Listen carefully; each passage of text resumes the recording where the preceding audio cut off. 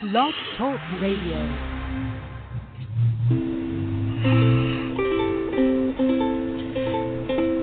Hi everyone, this is Camille from sunny California, and you're listening to the Coffee Chat with Camille show, which is a podcast series that interviews various guests about real-life topics for people who love to learn.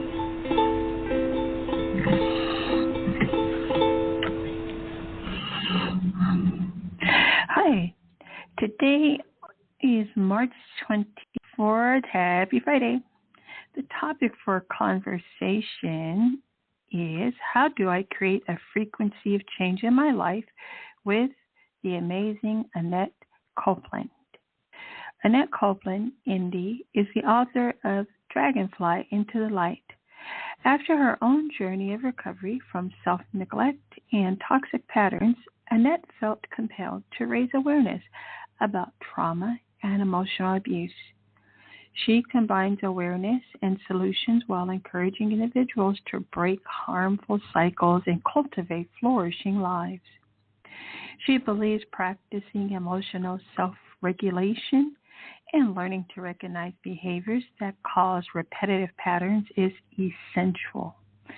Annette encourages everyone to look into their own experience in a way that will allow them to recognize and release behaviors that evolve from past experience to create a life of peace and fulfillment. She says, I wrote the book Dragonfly to raise awareness about toxic patterns, encourage personal growth, and to break the patterns passed down through generations. Emotional intelligence and self-regulation is needed in this world more now than ever. As we learn to respond instead of reacting to outside stimulus, we not only empower ourselves to grow, but we give others the permission and guidance to follow along.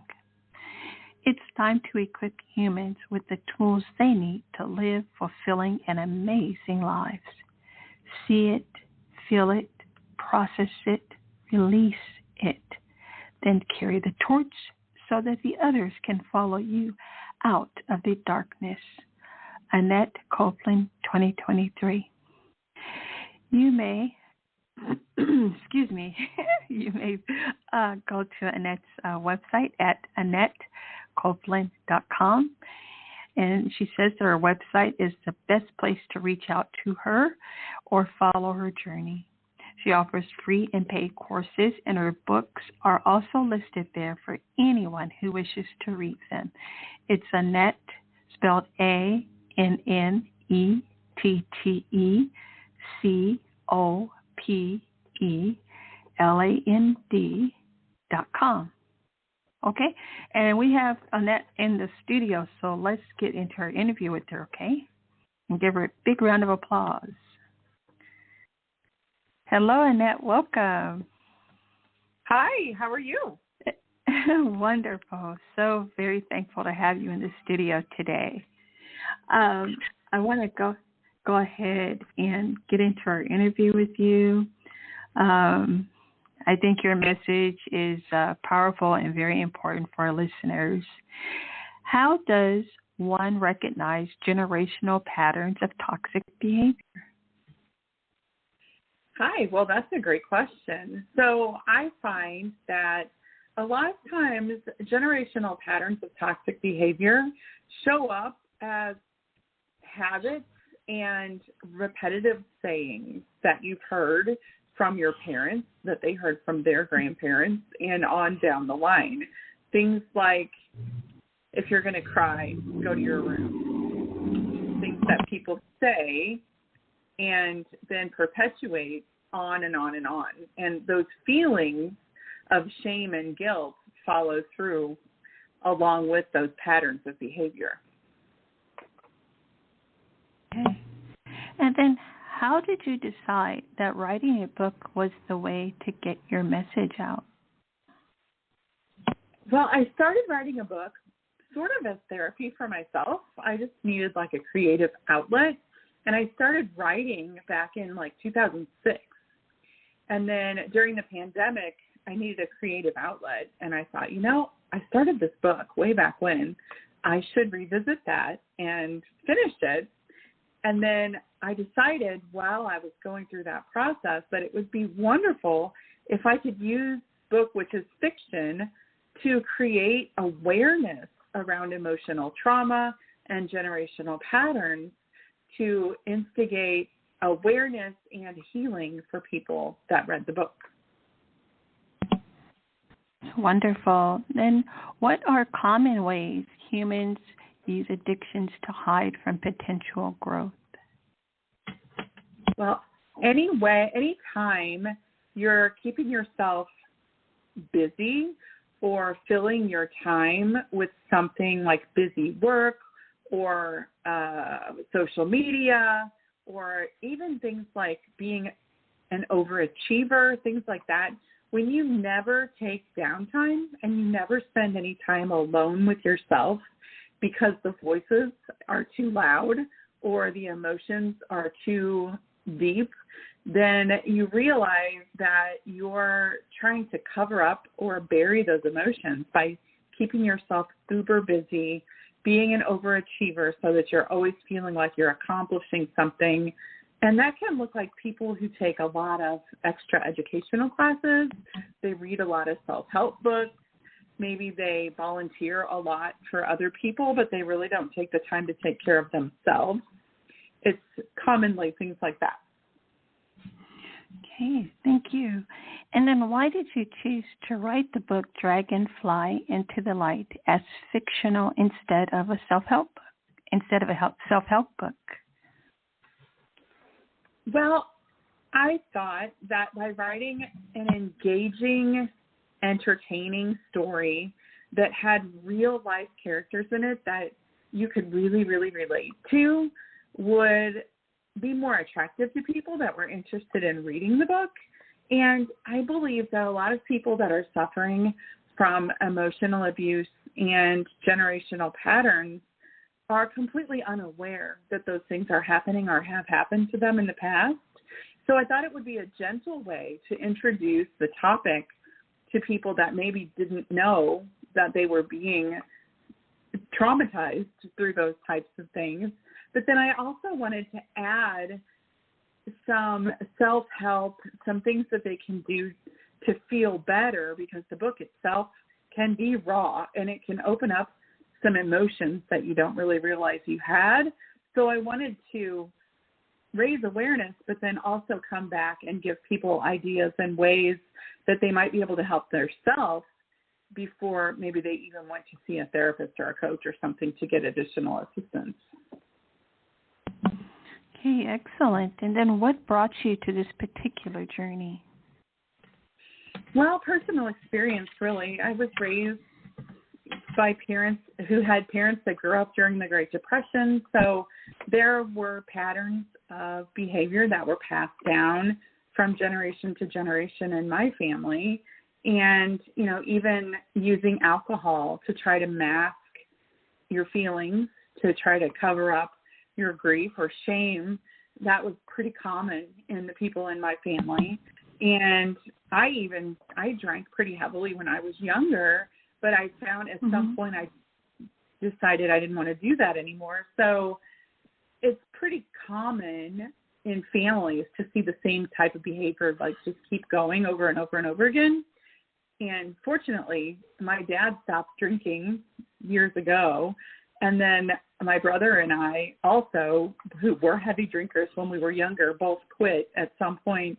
And fortunately, my sister never was a drinker, so it worked out really good for her. So we broke that generational pattern ourselves early without even realizing we were doing it. And our children, none of our children really drink.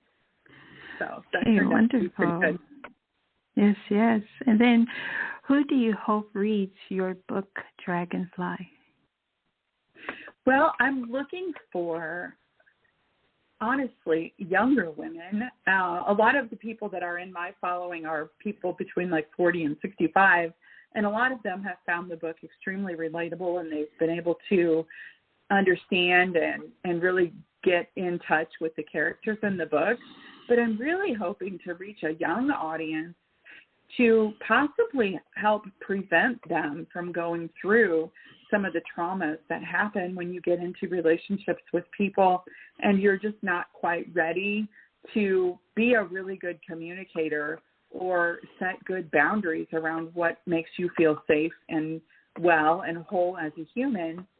So my hope is that, of course, it'll be good for everyone who reads it, but I really would like for younger people to read it just so that they can get a head start on being more emotionally aware and maybe avoid some of the pitfalls that living in a toxic family or a toxic relationship or having trauma bonds and things like that would cause. Okay. And then how does emotional growth apply in health or weight loss?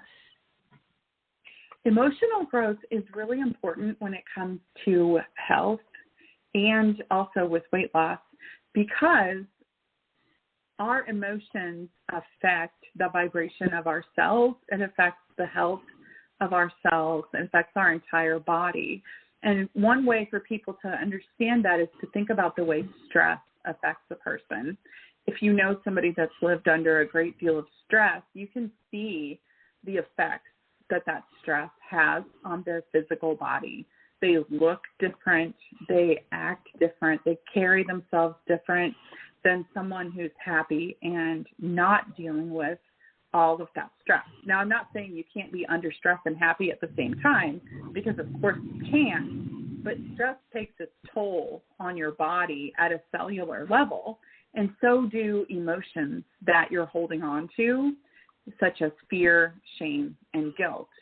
And if you get into a situation where you're living in a toxic situation, abuse and emotional trauma can lead to things like autoimmune disease or diseases like fibromyalgia, chronic fatigue syndrome, and things like that, because it interferes with the body's ability to detoxify and heal itself at a cellular level. Mm-hmm. Thank you. And then where do generational patterns come from? Generational patterns can come from any sort of behavior, because what happens is it's more about the perception of the person who is witnessing the habit than it is the actual habit itself. So I like to use the example of when we were nomads back hundreds of years ago, when people lived in small, tiny communities or nomads and they went around from place to place because of the weather. If you did something wrong, you would be ostracized from the community and being pushed out of the nest, basically told to go live on your own out in the wilderness, was a death sentence, because you would either starve to death, die from the elements, or be attacked by a bear or something, wolves or whatever. So that DNA, like our cellular memory, automatically goes to that I've been ostracized when things happen, like say mom and dad are having a conversation that's a little too sensitive for kid ears. And instead of saying, hey, mom and dad want to have a talk, can you go play in the other room, or can you go to your room and do something else? If mom and dad just say, hey, go to your room, and they don't explain why they're saying that, the child can then, of course, go to their room, and then they're going to sit there and wonder, like, oh my gosh, what did I do wrong? Why did I just get kicked out of the room where everyone was at? Why am I alone? And it can lead to things like abandonment issues and feeling like you're not wanted, as well as kicking off that genetic code saying, oh my gosh, you've just been ostracized from everyone else. And your fight or flight can kick in and cause you to feel like you're going to die. So when you're a child, your brain starts to try to make sense out of all of that. And your ego is like, you're going to die, you're going to die, you're going to die. So then you're panicking and trying to figure out what you did wrong, and you want to try to fix it, and you want to go back in there and explain yourself, but you didn't actually do anything wrong. So those generational patterns because of a lack of communication, can perpetuate over and over and over again, because as adults, we're not taught how to communicate things to a child in a way that a child can make sense out of it. Does that make sense? Yes, it does. Thank you so very much. And then I have one more question. What is your favorite coffee and or hot beverage? I don't really drink coffee because I don't tolerate caffeine well, and I believe that ties into my fight or flight response. It makes me extremely anxious. But if I'm going to drink something hot, it's probably going to be cocoa. Cocoa, wonderful. Yes. And then for our listeners to learn more about you, can you please let them know where they can find you and your social media handles, please? Yeah, you can search for me on Instagram and Facebook as Ask Dr. Annette. And let's see, I'm on TikTok as Annette K. Copeland, but you can also search for me by name, Annette Copeland. And I think I have a link on my website to my Facebook community as well. I also have a free group for healthy living if anybody's interested in joining that. Okay, wonderful. Thank you so very much, Annette. What title do you go by, if I may ask? Do you go by Annette or Doctor? Typically, I just tell people to call me Annette, but Dr. Annette okay. is fine as well. Okay, Dr. Annette, I love it. Okay, thank you so very much, Dr. Annette. I appreciate you taking the time to come here and educate us. And it has been such a pleasure. And thank you. I don't have enough thank yous for you. So bye for now. Thank you. I appreciate that. You're welcome. Yes. Thank you again. Thank you. You're welcome. Bye for now. Bye-bye.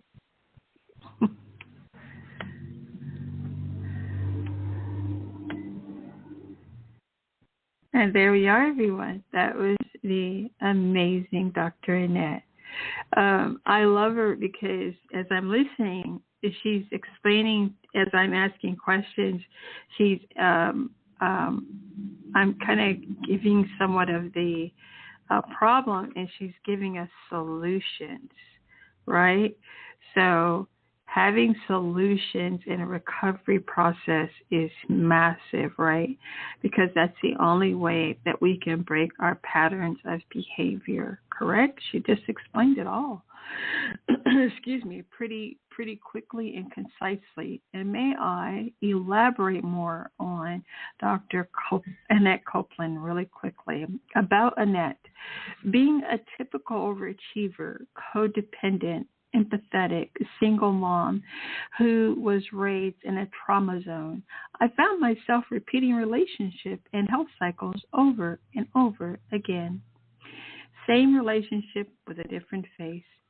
Same 20, 30 pounds over and over again, blaming others for my situation of abuse and toxic patterns. My bucket list had a lot of checks on it. I had been the co-host of a local radio show, a lead singer of a popular band, and a proud single mom to an amazing daughter. But even with all of the travel, adventures, and success, I was still empty inside.